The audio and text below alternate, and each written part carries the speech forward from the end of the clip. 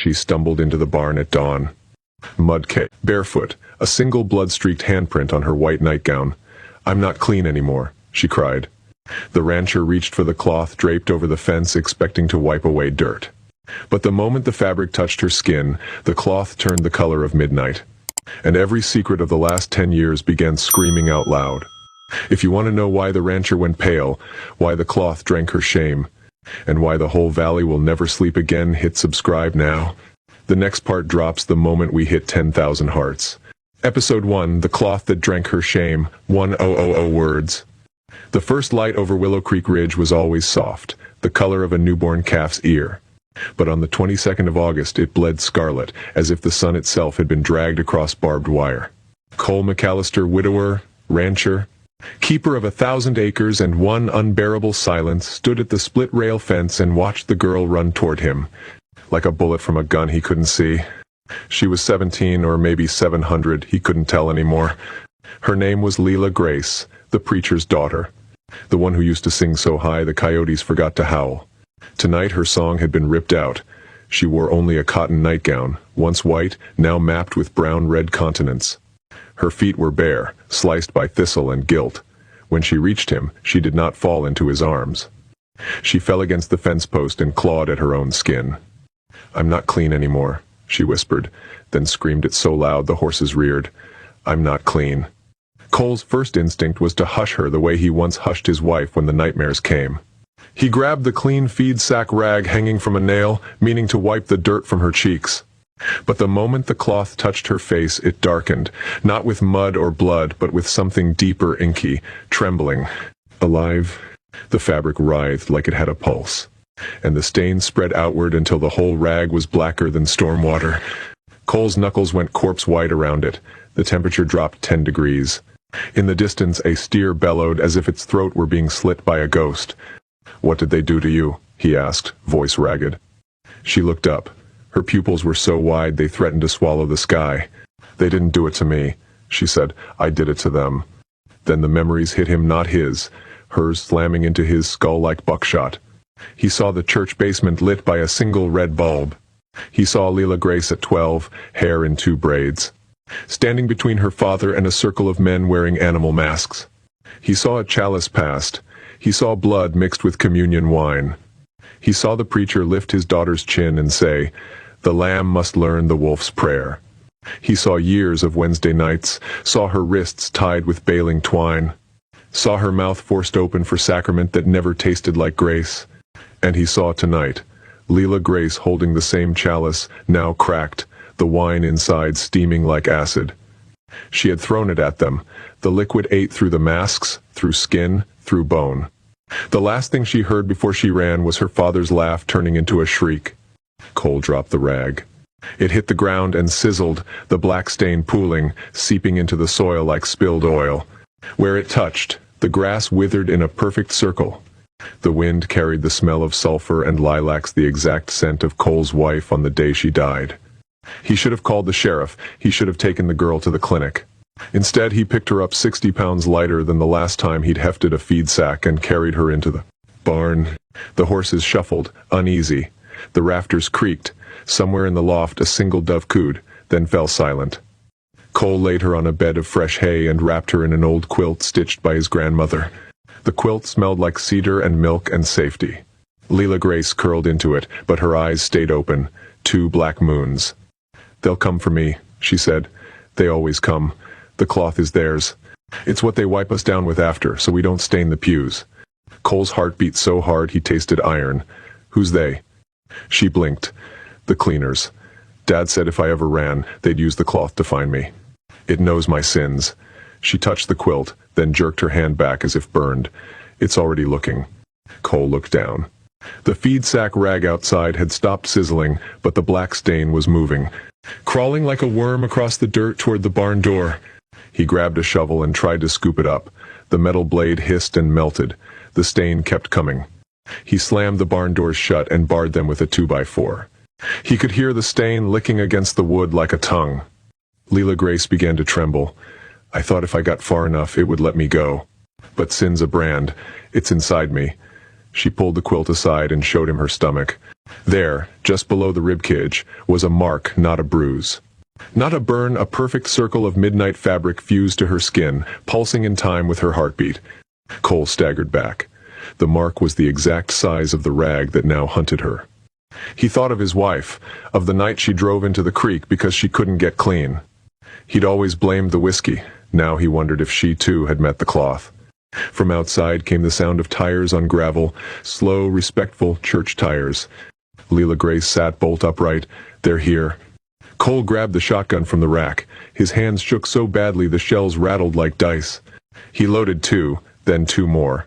He looked at the girl and saw not a victim but a fuse. Whatever lit her was about to light everything. "Stay behind me," he said. She laughed then, a sound like breaking bells. "They own the dark, Cole. You can't shoot the dark." The barn doors rattled. A voice, soft, paternal, called through the slats. "Little lamb, time to come home." Cole raised the shotgun. The dove in the loft burst into flight, wings frantic. As it swooped low, a single white feather drifted down and landed on the black mark on Lila's stomach. The mark hissed. The feather turned black and crumbled to ash. Lila looked at Cole with something like hope. "Maybe fire can fight it," she whispered. "Maybe if we burn the cloth." Outside, the voice began to sing. It was the doxology, slow and sweet, each note a barbed hook reeling them closer. Cole cocked the gun. "Then we burn it all." But even as he said it, he felt the cloth no longer outside but inside, wrapping around his own heart. Whispering that he too was dirty, had always been dirty, would never be clean again. To be continued.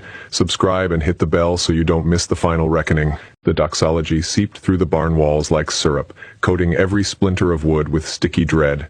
Cole's finger trembled on the trigger. Lila Grace stepped in front of the barrel. "If you shoot," she said, "the sound will open the door. They count on fear. It's the keyhole."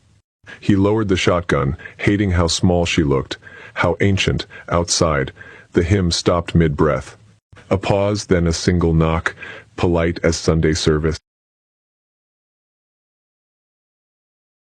Episode 2, Ashes of the Lamb, Tears of the Wolf.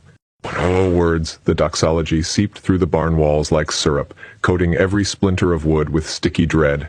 Cole's finger trembled on the trigger. Lila Grace stepped in front of the barrel. "If you shoot," she said, "the sound will open the door.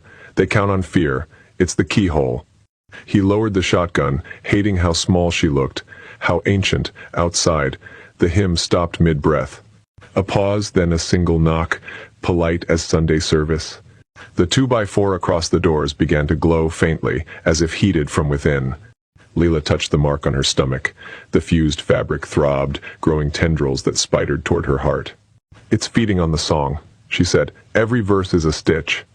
Cole looked around.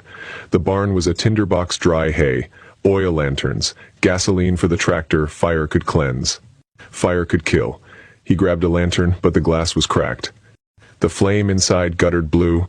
"Your grandmother's quilt," he muttered. "Pure wool. Burns hot." Lila's eyes widened. "It's the only thing that ever kept me warm. It's the only thing that might burn the sin out." She hesitated, then nodded once. Cole wrapped the quilt around her shoulders like a shroud. He led her to the center of the barn where the hay was thickest. He poured gasoline in a circle, just enough to make a ring, not enough to trap them. The smell stung their eyes. Outside, the knock came again, harder, wood splintered. A tiny black thread, thin as spider silk, slid under the door and darted toward Lila's foot. Where it touched, her skin blistered. "Now," Cole said. He struck a match. At that instant the doors exploded inward, not from force, but from surrender. They simply ceased to be wood. What stood in the threshold was not her father, but something wearing him, the same kindly eyes. The same silver hair, but the mouth moved like a puppet's. Behind him, a semicircle of cleaners in Sunday suits, white gloves gleaming, each held a strip of black cloth. The lead cleaner, Preacher Grace, smiled. "Fire cannot burn what is already ash. Little lamb, come home." Lila looked at Cole. "Light it." He dropped the match. The gasoline ring whooshed into flame. The quilt caught, wrapping Lila in orange wings. For a heartbeat she was an angel, then a pillar. Cole expected screaming, but instead she sang high, pure, the same hymn she'd sung as a child, but every note inverted. turned inside out like a sleeve. The fire changed color from red to gold to blinding white.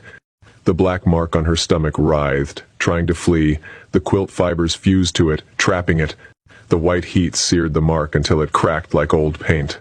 From the fissure poured a liquid darkness that hissed and evaporated before it hit the ground. Outside, the cleaners staggered, their strips of cloth ignited spontaneously, burning upward along their arms. The fabric screamed, a sound like tearing metal. One by one they dropped, writhing, as the fire ate not their flesh but whatever parasite lived in the weave. Preacher Grace did not burn. He stood untouched, eyes fixed on his daughter.